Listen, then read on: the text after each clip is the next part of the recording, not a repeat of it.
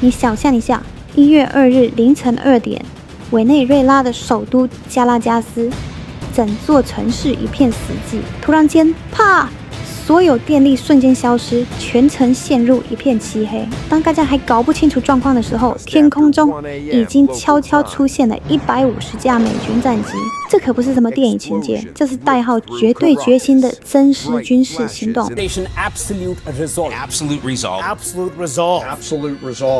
而他们的目标只有一个：活捉现任总统马多罗。大家好，我是阿水。今天我们就来深入了解一下，美国这次行动究竟是为了正义之下，还是说白了就是为了抢石油？好，那这场堪比好莱坞大片的突袭到底是如何执行的呢？我们就先来还原一下当时的行动细节。跟你说，这整个行动就像是一场超精准的外科手术。第一步，先瘫痪整个城市的电网，你看一片漆黑，制造出最大的混乱。然后，美国最先进的 F-22 和 F-35 逆重战机就出场了，他们像幽灵一样，直接废掉了委内瑞拉最引以为傲的那个尔兹 S-300 防空飞弹系统，等于是把天空的大门给敞开了。接下来就是精英中的精英，第160特种作战航空团开着直升机，利用雷达视角超低空飞进去，神不知鬼不觉地把三角洲部队跟 FBI 的人送到目的地。最后一步当然就是冲进去抓人，把马杜罗跟他太太一起带走。哇，整个过程行云流水，只能说美军的规划跟执行力真的不是盖的。而且你再看看他们这次出动的家伙，就知道这阵仗有多大了。这绝对不是什么小规模的抓人行动而已。你看 B-1B 战略轰炸机，全世界最顶尖的 F-22 跟 F-35 逆中战机，还有专门搞电子战的 EA-18G 咆哮者，甚至连超级神秘的 RQ-170 逆中无人机都来了。我的天，这根本就是打一场小型战争的规格了嘛！这也说明了美国是铁了心用绝对的科技和火力优势来确保这次任务是100%成功。OK， 搞出这么大的动静，美国官方总得给全世界一个交代吧？那他们是怎么说的呢？Venezuela's President Nicolas Maduro has been charged with narco-terrorism after being captured by US forces. He's currently being detained in New York and is expected to face court tomorrow. 他们给出的核心理由叫做毒品恐怖主义，简单来说就是指控马杜罗跟他那群人根本不是什么政府，而是一个用国家力量来搞大规模毒品交易的犯罪集团，而且还把成千上万吨的古柯碱卖到美国，严重威胁到美国的国家安全。你看，用这个说法，一场对主权国家的军事入侵，听起来就好像变成了一次很正当的跨国执法行动。In 2020, a US court in New York indicted Maduro, and some of these charges were severe. Maduro was accused of narco-terrorism, of cocaine trafficking, and of conspiring with armed groups. 而且这件事他们可不是临时起意的，是铺陈了很久的。你看这个时间线，早在2020年，川普还在当总统的时候，美国司法部就已经用贩毒的罪名起诉马杜罗了。然后到了2025年更狠，直接把他手下的那个什么太阳卡特尔定义成外国恐怖组织。这一步一步的法律操作，说穿了都是为了给2026年这次的军事行动披上一件所谓合法的外衣。最后，当时的美国司法部长潘邦迪这句话可以说是把官方的态度总结得非常到位了。他说，他们很快就会在美国的土地上，在美国的法庭里面对美国司法的全部怒火。意思很明白，在美国眼里，马杜罗根本不是什么国家元首，他就是个通缉犯，现在只是把他抓回来审判而已。官方的说法听起来好像很完美，对不对？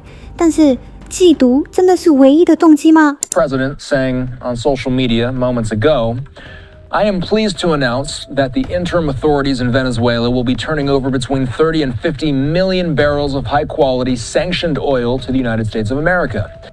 当你听到川普总统本人在行动之后说了什么，事情就变得非常有趣了。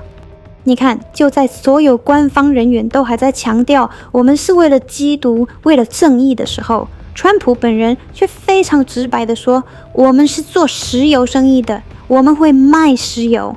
哇，这句话可以说是非常不给面子，也几乎是毫不掩饰地说出了另一个可能更真实的动机。而这个动机的背后是一个超级惊人的数字3000亿。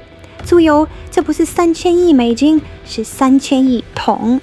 3000亿桶的已探明石油储量，这就是委内瑞拉这个国家脚底下踩着的巨大宝藏。3000亿桶到底是什么概念？我们来看一下这张图。委内瑞拉拥有的石油储量是全世界第1名，占了全球总量的17%。你没听错，比我们印象中的石油王国沙烏地阿拉伯还要多。这么庞大的战略资源，你说很难不让人想东想西吧？事实上，川普政府的经济目标根本就没在藏的。你看他们列出来的计划，要直接管理委内瑞拉，把他们的石油拿来卖，还要让美国公司进驻去投资几十亿，顺便呢再把过去被没收的资产要回来，甚至连黄金和稀土矿产都想要。这些目标可以说把这一次的军事行动跟赤裸裸的资源控制直接画上了等号。那好，美国搞了这么大一件事，全世界其他国家是怎么看的呢？跟你说啊，整个国际社会的反应基本上就是瞬间分裂成2半。你看俄罗斯、中国、伊朗这些国家强烈谴责，这不意外。President Trump's actions contravene international law. We have and will always defend international law because it is the condition for stability and world peace. 但比较有意思的是，连法国这种美国的传统盟友都跳出来说无法接受。不过在另一边呢，像是以色列、乌克兰，还有一些拉丁美洲国家就很高兴，为马杜罗的倒台欢呼。所以你看全世界对这件事的看法可以说是壁垒分明，完全对立。那在美国国内呢，也是一样分裂，而且是超级明显的党派对立。你看这个数据，共和党的支持者有高达65%都赞成这次行动，但换到民主党这边，支持的只有11%。这个数字的差距就知道这件事在美国国内的争议有多大了。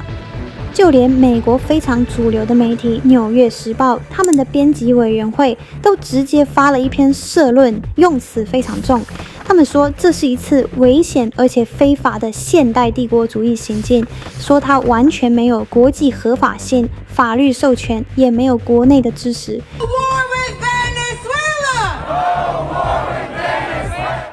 哇，现代帝国主义这个词都用上了，这在美国的舆论圈里可以说是非常非常严厉的指控了。